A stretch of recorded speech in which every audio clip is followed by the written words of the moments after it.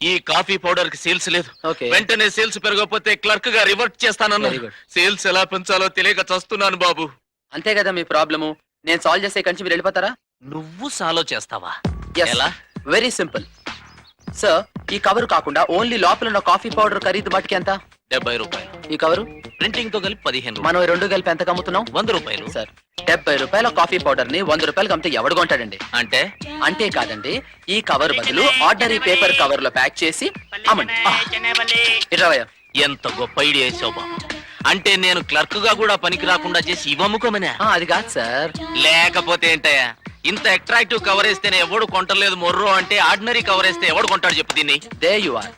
ఈ కవర్ కు బదులు ఆర్డినరీ పేపర్ కవర్ లో మన కాఫీ పౌడర్ ప్యాక్ చేసి ఈ స్టీల్ డబ్బాలో పెట్టి అమ్ముదాం. ఈ స్టీల్ డబ్బా?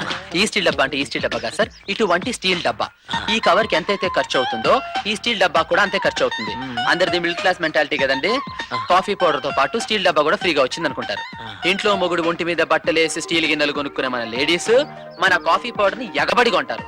Super sir. చైర్మన్ గారు, మన కాఫీ పౌడర్ సేల్స్ పెరిగే అద్భుతమైన